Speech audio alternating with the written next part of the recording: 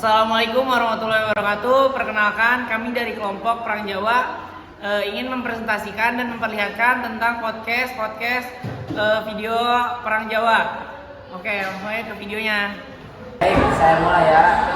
Soal pertama untuk pertama, kamu tahu gak sih Perang Brunajaya? Oh iya, saya tahu. Yaitu terjadi pada tahun 1444 sampai 1681. Terus selanjutnya bisa kamu jelasin ke latar belakang terjadinya Perang Brunajaya? Sebabnya itu Perang Brunajaya berawal dari kekecewaan rakyat dan bangsawan terhadap kerajaan Mataram di masa Amangkurat I. Pemerintahan dinilai menindas rakyat melalui pajak tinggi, korupsi, dan kebijakan yang tidak adil.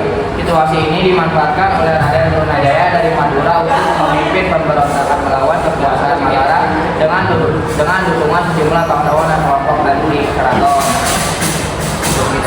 Oh, jadi seperti itu. Kalau proses terjadinya perang tersebut seperti apa dan seperti apa hasil dan perang tersebut? Prosesnya ialah pemberontakan dimulai dari Madura lalu menyebar cepat ke Jawa Timur. Brunajaya berhasil merebut kota-kota penting termasuk Kediri dan mendesak kekuasaan Mataram hingga merusak kerajaan. Amangkurat II yang naik tahta kemudian meminta bantuan Kiyoshi untuk mengatasi ancaman ini. Kiyoshi mengirim pasukan bersenjata lengkap dan bekerja sama dengan Mataram untuk menyerang balik pangkalan Brunajaya sampai pemberontakan melemah.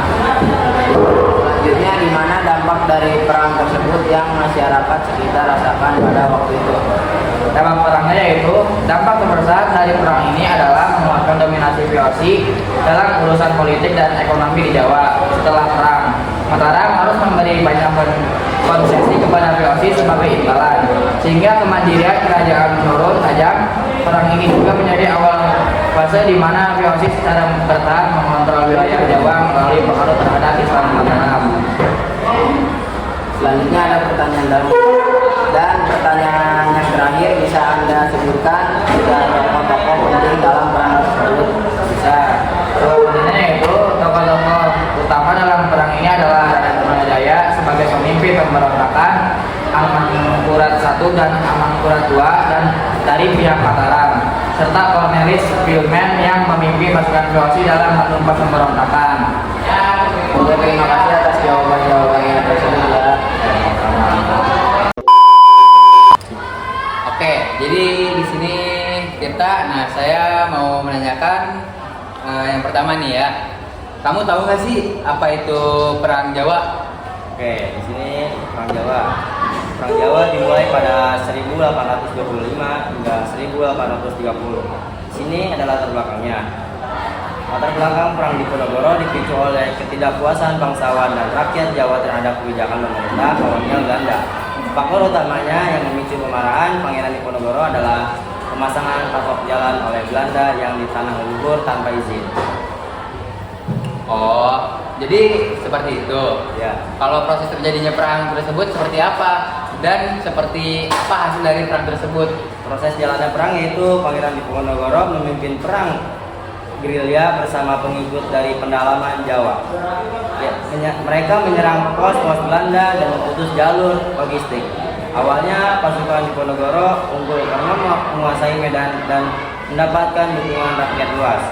Belanda lalu menerapkan taktik benteng Texel. Selanjutnya, gimana dampak dari perang tersebut yang masyarakat sekitar rasakan pada waktu itu? Dampak perangnya adalah perlawanan terbesar di Jawa abad ke-19 dan menelan biaya sangat besar bagi Belanda. Setelah perang, Belanda memperkuat kontrol politik dan militer dari kerajaan-kerajaan Jawa, serta menerapkan kebijakan eksploitasi ekonomi baru seperti kultur Steltes 1830. Dari sisi sosial, banyak bangsawan Jawa tersingkirkan dan rakyat menderita akibat kehancuran desa dan tarikan pajak. Dan yang terakhir, pertanyaan yang terakhir nih ya, bisa Anda sebutkan tidak tokoh-tokoh penting dalam perang tersebut? Tokoh-tokoh penting di sini yaitu Pangeran Diponegoro, pemimpin perlawanan pertama. Yang kedua, Jenderal Hendrik Marcus de Kock, pemimpin strategi Belanda. dan tokoh pendukung Diponegoro seperti Kiai Mojo, Sentot Ali Basyar, dan Pangeran Mangkubumi. Oke, baik. Terima kasih Tirta atas semua jawabannya. Baik Kiki, izin bertanya ya. Kamu tahu gak perang Geger? Oh, perang Geger pecinan itu tahun 1740 sampai 1743.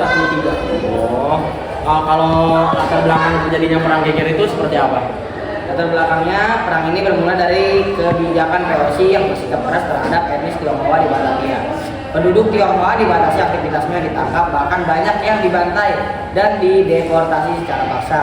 Orang-orang Tionghoa yang berhasil melarikan diri ke Jawa Tengah kemudian bergabung dengan kelompok-kelompok lokal yang juga tidak menyukai kekuasaan VOC. Oh begitu. Jadi selanjutnya ya, Kiki, pertanyaan ketiga itu apa proses terjadinya perang tersebut dan seperti apa hasil dari perang tersebut?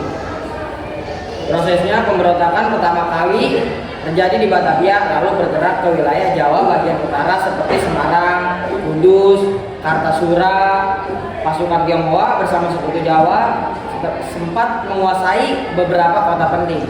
VOC yang merasa terancam kemudian bekerja sama dengan Kerajaan Mataram di bawah Pakubuwono II untuk melakukan serangan balasan. Pertempuran berlangsung sengit selama beberapa tahun dan menyebabkan kekacauan di berbagai wilayah. Oh seperti itu. Selanjutnya, gimana dampak dari perang tersebut yang masyarakat sekitar rasakan pada saat itu? Setelah perang, kekuasaan VOC di Jawa semakin kuat, terutama di wilayah pesisir utara. Populasi Tionghoa di Batavia menurun drastis akibat pembantaian dan migrasi. Secara politik, Kerajaan Mataram semakin lemah dan makin bergantung pada perlindungan VOC, sehingga ruang geraknya sebagai kerajaan merdeka semakin terbatas. Perang ini juga mempercepat intervensi VOC dalam urusan internal kerajaan Jawa. Oh baik. Jadi selanjutnya yang terakhir, Iki, bisa Anda sebutkan nggak 3 tokoh-tokoh penting dalam perang tersebut? Tokoh-tokoh penting dalam perang ini antara lain para pemimpin komunitas Tionghoa yang memimpin perlawanan. Banyak diantaranya tidak tercatat namanya. Pakubuwono II sebagai Raja Mataram yang berpihak kepada VOC, serta Johannes Van Imhoff sebagai pejabat VOC yang berperan dalam strategi penumpasan pemberontakan. Oh seperti itu Iki. Baik, makasih ya Iki atas jawaban-jawabannya. Oke, sekian dari kelompok kami. Maaf bila ada kekurangannya atau salah kata. Wassalamualaikum warahmatullahi wabarakatuh.